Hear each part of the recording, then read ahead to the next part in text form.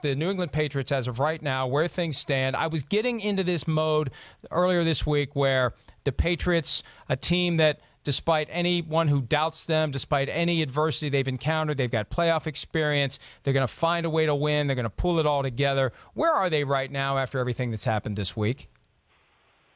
Do you mean prior to Sunday you felt that? No, because I felt I did it. as well. I thought Miami was going to be a galvanizing situation where they played better than they had, but because of operator error, they lost. And I thought they'd say, you know what?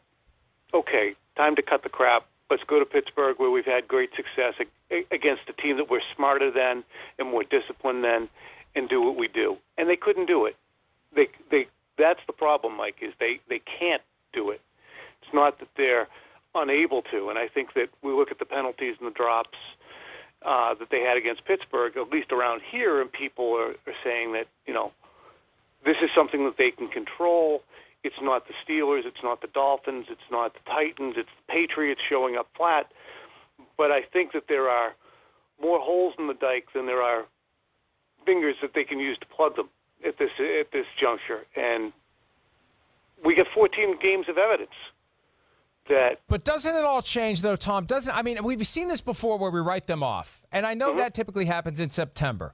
But when we write them off, they find a way to get it done. And as we get to the single elimination round, when you consider the experience this team has every year for the past 7, could be 8 this year, getting to the AFC Championship game, and having a bye every season back to 2010, and having all those playoff games that go along with it, and Tom Brady with 37 career playoff games, doesn't that give them an advantage despite any flaws, any issues? When you get into a game with the Chiefs, if you get into a game with a team that doesn't have that experience, doesn't that give the Patriots an edge that we're overlooking at this point?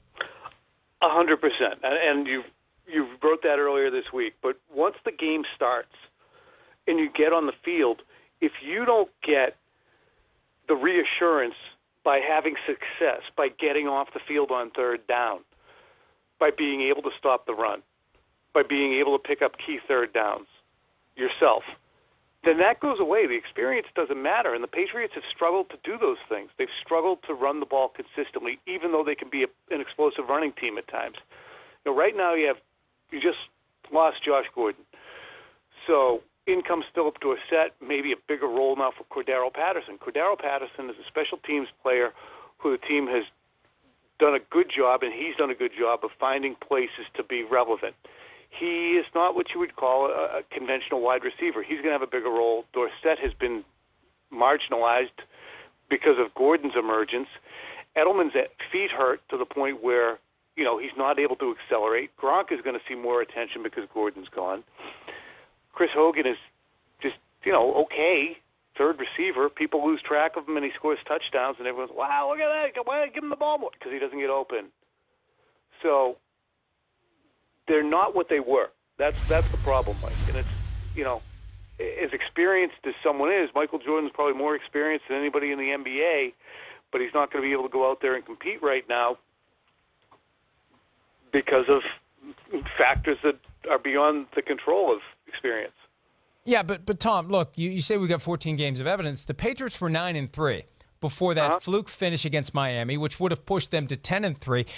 There's only one game recently that is alarming, and that's the Steelers game, because we're so used to Bill Belichick and Tom Brady going in and handling the Pittsburgh Steelers. We're not used to seeing the Patriots get handled. When you say there's 14 games of evidence, look, they were 9-3. Right? They know how to win games even with their flaws, and that's the point I keep coming back to. Whatever warts are on this team, they know how to find ways to win, and I'm not going to doubt them going into January, because we've seen this before where they can find a way to pull it all together, get the right game plan, get the right execution, situational football.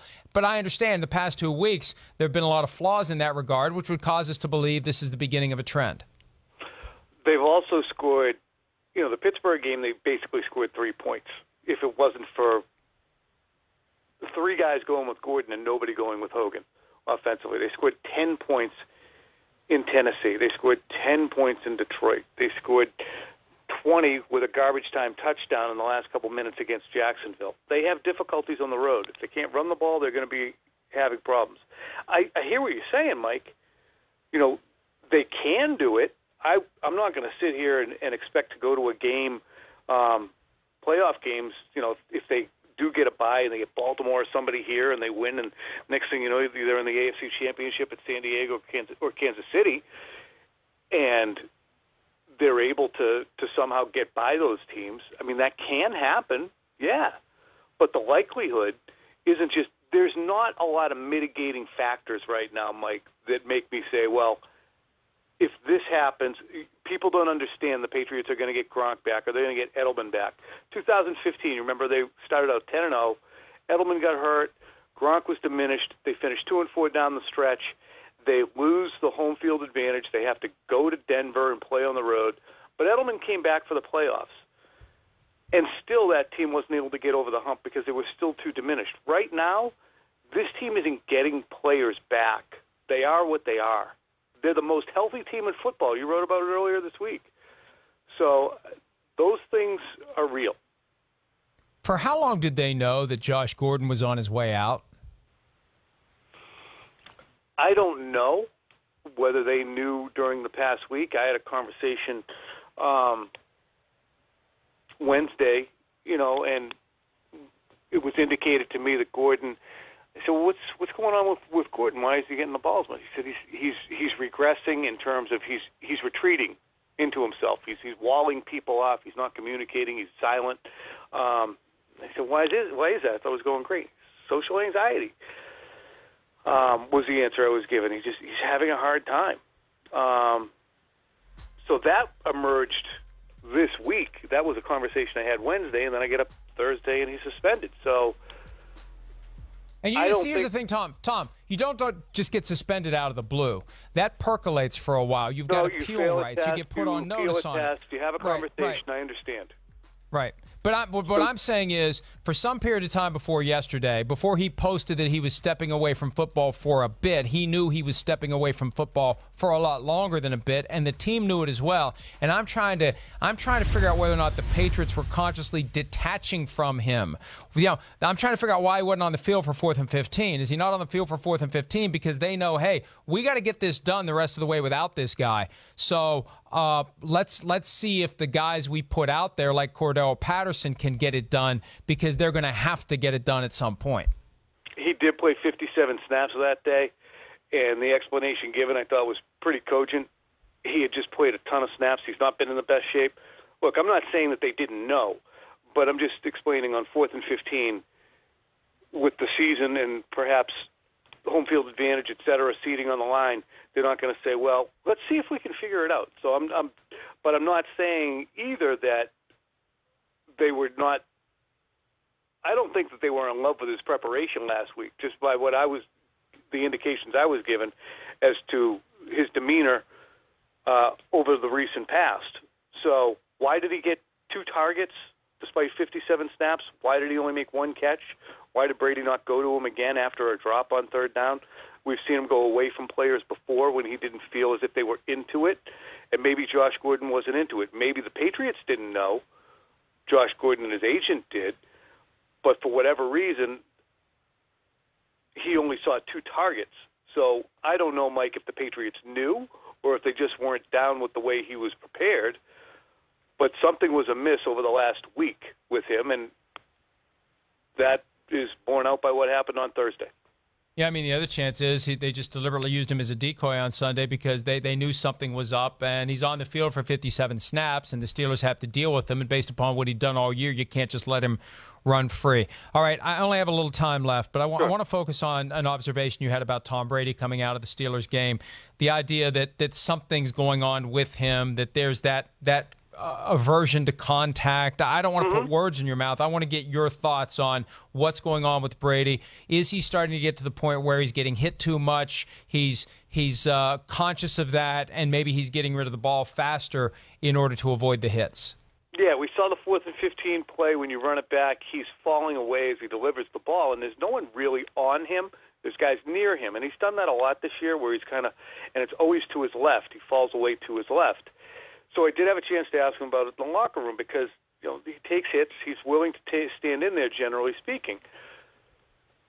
So if he's going to be afraid, if that's the word that's even fair to use with an NFL quarterback, which probably isn't, but then that changes things. It's not just on those plays. It means, what did the Patriots attach themselves to when they traded Jimmy Garoppolo? Is he going to make it to 45? How does the coaching staff regard him? Brady said, look, I've been getting hit for 25 years. Believe me, I'm not afraid. I saw something coming front side. I've seen that, and I'm not going to have the game, especially after the Miami halftime situation, I'm not going to have the game end with the ball in my hands. I was not taking a sack in that situation. So, and you can see, we just showed the clip. We just showed the clip, and you can see he's got somebody coming from his right. Now, the guy falls down, but I think that's what he thought was going to be the guy who crashed into him. So that makes sense. But, I've always been told about Tom Brady that when it's time for him to go, it's going to be because of his legs, not his arm.